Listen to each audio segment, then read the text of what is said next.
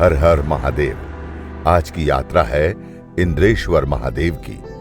वे इंद्रेश्वर जो ब्रह्म हत्या का निवारण करते हैं। पंचत्रिंशत्तमं देवम् इन्द्रेश्वरमनुत्तमम् महासिद्धिप्रदं देवी ब्रह्म हत्या विनाशनम। इंद्रेश्वर महादेव है। इससे जल चढ़ाने से ये है कि आपका दुख दलिदर दूर होता है और कोई तकलीफ नहीं आती।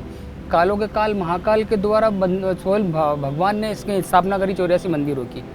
इसमें से अगर कोई 84 मंदिर में अगर दर्शन नहीं कर पाता, 84 मंदिरों की यात्रा नहीं कर पाता, तो एक समूह बने हुए रामघाट पे भी एक साथ बना रखें कि वहीं पे भी कर सकते हैं, तो उसका लाभ उसको भी मिल सकता है अगर कोई नहीं कर पाता है तो। और बाहर से पूरे भारत से लोग आते हैं और बहुत भीड़ लगी रहती है।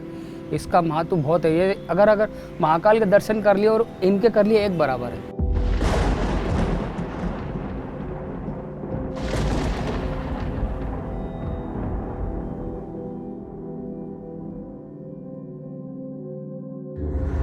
कथा का आरंभ होता है त्वष्टा के पुत्र कुशध्वज की चर्चा से।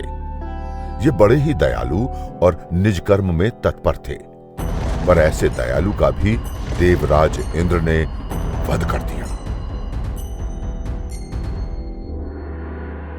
इंद्रेश्वर की कथा की शुरुआत विश्वरूप वध की घटना के साथ जाकर जुड़ती है। यहाँ भले ही त्वष्टा के पुत्र का नाम कुशध्वज बताया गया है, लेकिन पौराणिक संदर्भ तो त्वष्टा के उस पुत्र का नाम विश्वरूप ही बताते हैं, जिसके वध के प्रतिशोध में त्वष्टा ने इंद्र का नाश करने वाले पुत्र की कामना की थी। संभव है कि कल्प भेद के कारण यहाँ नाम का भेद भी बनता चला गया हो। त्वष्टा के पुत्र विश्वरूप की कथा बड़ी ही प्रसिद्ध है। कथा की साम्यता से प्रतीत होता है कि जिस कल्प की यह कथा है, उस कल्प में विश्वरूप ही कुशध्वज नाम से प्रसिद्ध रहे होंगे। विश्वरूप कथा में कुशध्वज नाम की सार्थकता सहज ही सिद्ध हो जाती है। कु अर्थात पाप राशि का नाश करने वाले को कुश कहते हैं। इसलिए दर्भ के साथ साथ जल को भी कुश कहा गया है। पापों का नाश धर्म का विषय है, इसलिए कुश और जल दोनों का प्रयोग धार्मिक क्रियाओं में वैदिक काल से अद्यावत विद्यमान है। एक प्रकार से कुश धर्म का रूप है। ध्वज शब्द पताका अथवा चिन्ह के अर्थ में प्रयुक्त होता है। जो स्वयं धर्म का प्रतीक हो वही कुश ध्वज कहलाएगा। कुश का प्रयोग यज्ञों में विशेष रूप से होता रहा है। अतः कुशध्वज शब्द से यज्ञ विधान का ज्ञाता और प्रयोगकर्ता अर्थ भी सिद्ध होता है। विश्वरूप की कथा में उनके इंद्र का पुरोहित बनने की चर्चा है। जिस समय बृहस्पति रुष्ट होकर स्वर्ग को छोड़कर देवताओं के लिए अदृश्य हो गए, तब पुरोहित के अभाव में संतप्त देवताओं को स्वयं ब्रह्मा ने विश्वरूप को पुरोहित बनाने का मार्गदर्शन दिया था। पुरोहित का मूल कार्य तो यजमान की यज्ञ आदि धार्मिक क्रियाओं को विधि पूर्वक संपन्न करवाना ही है। जिस व्यक्ति का नाम देव पुरोहित होने के लिए स्वयं ब्रह्मा ही सुझा रहे हों, उसके यज्ञ विधान का ज्ञाता होने में भला क्या संशय हो सकता है। इंद्रेश्वर की कथा में कुशध्वज को दांत अर्थात दयालु कहा गया है। यदि प्रचलित विश्वरूप कथा को देखें तो पता चलता है कि इंद्रादि देवताओं के देव पुरोहित बनने के आग्रह पर उनका उत्तर है कि पुरोहित बनना अच्छी बात नहीं है। फिर भी आप में लोग मेरे ज्येष्ठ हैं, इसलिए इस दायित्व को मैं स्वीकार करता हूँ। ज्ञानी पुरुष पौरोहित्य जैसा बंधन नहीं चाहता। फिर भी देवताओं की परिस्थिति देखकर विश्वरूप ने उसे स्वीकार किया। यह उनकी दयालुता ही तो थी। इंद्रेश्वर की कथा में इंद्र द्वारा कुशध्वज के वध की चर्चा है, किंतु वहां उसका कारण नहीं बताया गया, जिससे एक प्रश्न उपस्थित होता है कि धर्मात्मा और दयालु कुशध्वज को इंद्र ने क्यों मारा। इसका उत्तर भी विश्वरूप कथा में है। विश्वरूप के लिए तो सारा विश्व ही समान था।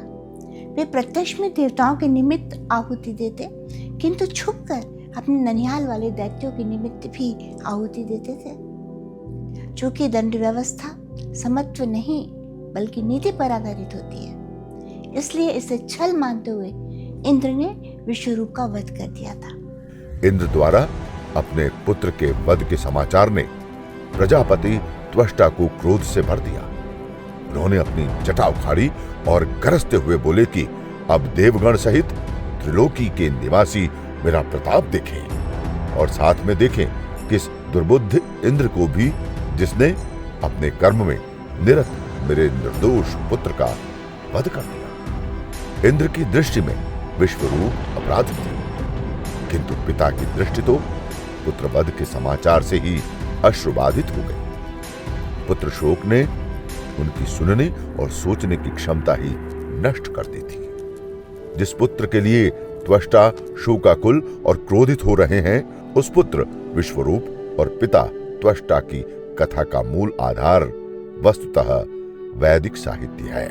इंद्रेश्वर महादेव से संबंधित जो कथा स्कंद पुराण में प्राप्त होती है और जो कथा वैदिक साहित्य में प्राप्त होती है, उसमें कतिपय भिन्नता है। वस्तुतः इंद्र ने त्रिशिर नाम के त्वष्टा के पुत्र का वध क्यों किया, यह स्कंद पुराण के संदर्भों से ज्ञात नहीं होता है। और यदि हम उसका अध्ययन करेंगे तो हमें ऐसा प्रतीत होगा कि निश्चित रूप से इंद्र ने एक गलत कार्य किया है। लेकिन जब हम वैदिक साहित्य में इंद्र के पक्ष को जानने का प्रयत्न करते हैं तो यह स्पष्ट होता है कि त्रिशिर यद्यपि ऋषि पुत्र था, लेकिन उसके अंदर जो आसुरी वृत्ति थी और वो असुरों का उत्कर्ष की दृष्टि से देवताओं के मध्य प्रविष्ट हुआ था। और इस बात को जब इंद्र ने जान लिया तो देवताओं के संरक्षण के उद्देश्य से उसका वध कर दिया। अब जब त्वष्टा के पुत्र त्रिशिर का वध इंद्र ने किया, और त्रिशिर जैसा कि नाम से स्पष्ट है 3 सिर वाला, तो पहला जो सिर था वह सिर काटने से कपिंजल नाम के पक्षी की उत्पत्ति हुई, जिसके विषय में कहा जाता है कि वो जो पहला सिर था उसके माध्यम से वह सोमपान किया करता था। दूसरा सिर जो था उससे कलविंक नाम के एक पक्षी की उत्पत्ति हुई, जो कि लोक में गौरैया की प्रजाति का माना जाता है, पपीहा भी कह सकते हैं, और बहुत ही सुरीला होता है, बहुत ही अच्छा मधुर गान करता है। इस मुख के माध्यम से वो त्रिशिर नाम का असुर और ऋषिपुत्र वह सुरा का भक्षण किया करता था, अर्थात ये मुख अशुचिता से संपृक्त था। और तीसरा जो मुख है उससे तितिर की उत्पत्ति अर्थात तीतर नाम के पक्षी की उत्पत्ति बताई गई, और इससे वह सामान्य भोज्य पदार्थों का ग्रहण किया करता था। जब त्वष्टा को त्रिशिर की मृत्यु की सूचना मिली और पता चला कि इंद्र ने ब्रह्म हत्या रूपी पातक किया है, तो उन्होंने वृत्रासुर की उत्पत्ति की। और वृत्रासुर अत्यंत शक्तिशाली था और उसने अपनी शक्ति के माध्यम से स्वर्गलोक इत्यादि स्थानों पर जो देवताओं के थे और वहाँ पर अधिकार कर लिया, और देवता लोग हाहाकार मचाते हुए यहाँ वहाँ परेशान होने लगे। वैदिक साहित्य में बार बार, चाहे वो ऋग्वेद हो चाहे वो यजुर्वेद हो, बार बार यह प्रसंग आता है कि इंद्र ने वृत्र को मारा और उसके बाद में वृष्टि हुई। इसमें मूल बात क्या है? मूल बात यह है कि वृष्टि के लिए कारक भूत जो मेघ हैं उनका संबंध मध्यम लोक अर्थात अंतरिक्ष लोक से है।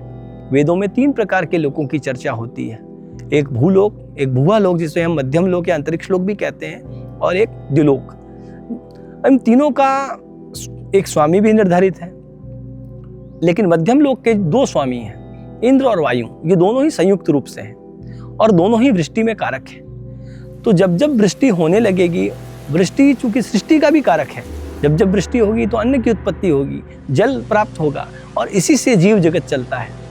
जब जब ये कार्य बाधित होगा तब तब इंद्र को मिलने वाली आहुतियों में बाधा उत्पन्न होगी, इंद्र की शक्ति क्षीण होगी और ये यज्ञ कर्म रुके नहीं, सतत चलता रहे, इसके लिए इंद्र प्रयत्न करते रहते हैं। और इसी समय पर वृत्रासुर का यह कार्य है कि वो मेघों को आच्छादित कर लेते हैं और वृष्टि नहीं होने देते। इसलिए वैदिक कथाओं से यह ज्ञात होता है कि जब जब इंद्र वृत्र का हनन करते हैं, संहार करते हैं, तब तब वृष्टि होती है। अब ये एक शक्वरी शब्द जो एक पारिभाषिक शब्द है, इसको भी जान लेना यहाँ पर उचित होगा। ये शक्वरी क्या है?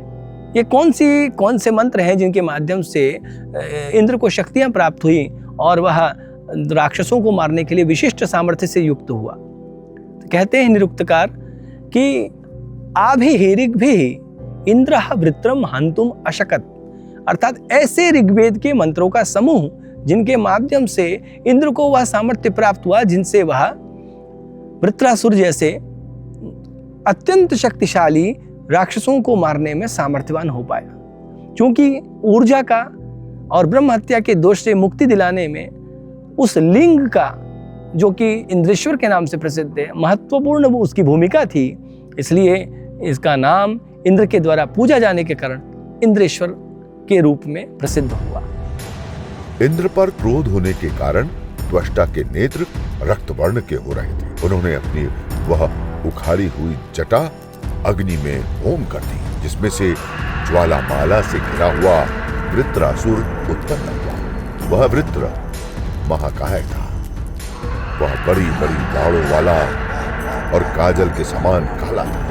वह वृत्र त्वष्टा के तेज से इंद्र के शत्रु रूप में जन्मा था। यहाँ वृत्र की उत्पत्ति त्वष्टा की जटाओं से कही गई है, किंतु प्रसिद्ध वैदिक आख्यान इसे एक यज्ञानुष्ठान से उत्पन्न बताता है। इंद्र भगवान शिव का भक्त है और इति परमेश्वरे धातु से इंद्र शब्द की भी उत्पत्ति सिद्ध होती है, अर्थात ऐश्वर्य संपन्न। पौराणिक संदर्भों में इंद्र की अलग अलग स्वरूप प्राप्त होता है, लेकिन वैदिक संदर्भों में देखा जाए तो इंद्र स्वयं विष्णु है। इंद्र सूर्य का प्रतीक है। इंद्र प्रकाशक है, इस रूप में देखा जाता है। और इसी क्रम में एक शब्द और इंद्र से जो जुड़ा हुआ है वह है वृत्रासुर। इंद्र वृत्रासुर का वध करते हैं, इसलिए उनको वृत्रघ्न भी कहा गया है। अब ये वृत्रासुर क्या है? तो पौराणिक संदर्भों में देखा जाता है तो ये एक दैत्य है और अत्यंत बलिष्ठ दैत्य है जिसको इंद्र ने मारा।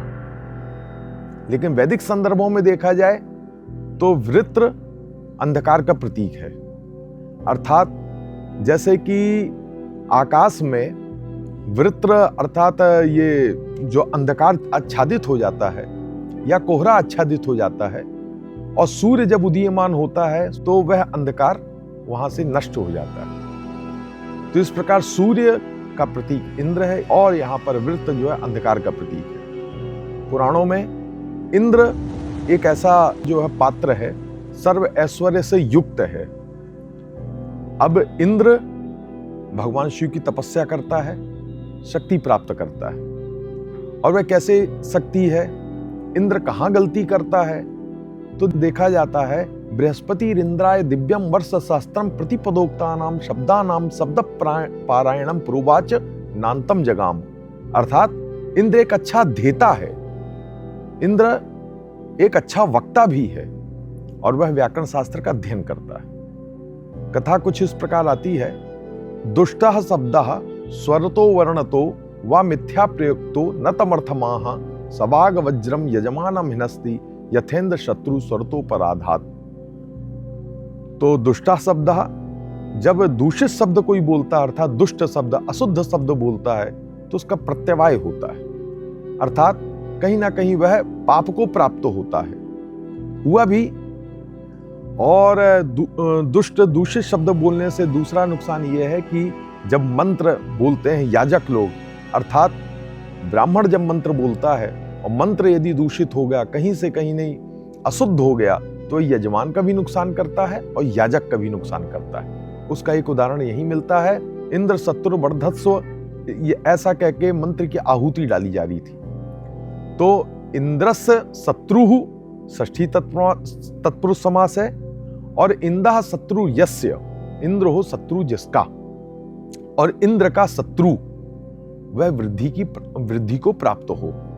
ऋषियों को बोलना था वहां मंत्र इंद्र हो शत्रु जिसका, जिसका भी हो, माने इंद्रः सातयिता यस्य सह वर्धस्व या इंद्रस्य सातयिता सा वर्धस्व, ये होता है। तो जब षष्ठी तत्पुरुष समास कहते हैं तो इसका मतलब होता है इंद्र का जो शत्रु वृत्रासुर, सातयिता अर्थात इंद्र हो सातयिता समयिता, वह भले वृद्धि को प्राप्त हो लेकिन मारने वाला इंद्र ही होगा। बस स्वर में थोड़ा सा परिवर्तन हो गया और षष्ठी तत्पुरुष समास हो गया और विवक्षा थी बहुव्रीहि समास की।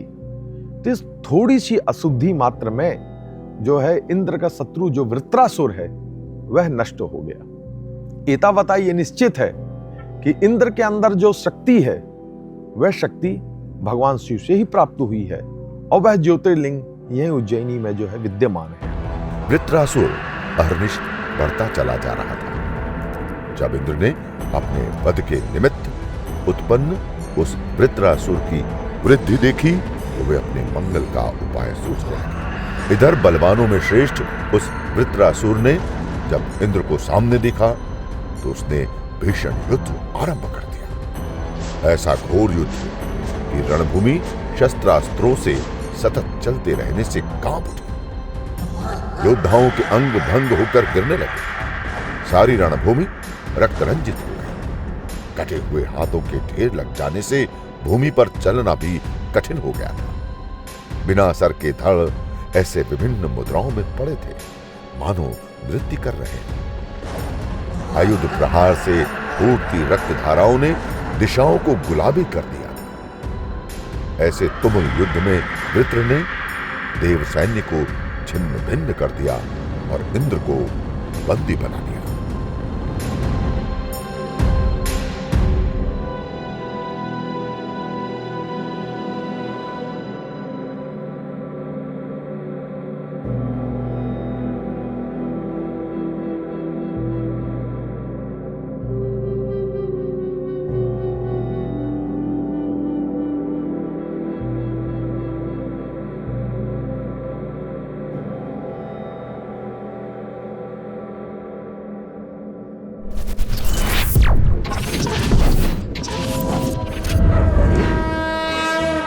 वयं राष्ट्रे जागृयाम पुरोहितः। हम राष्ट्र आराधक भारतवर्ष को जागृत और जीवंत बनाएं।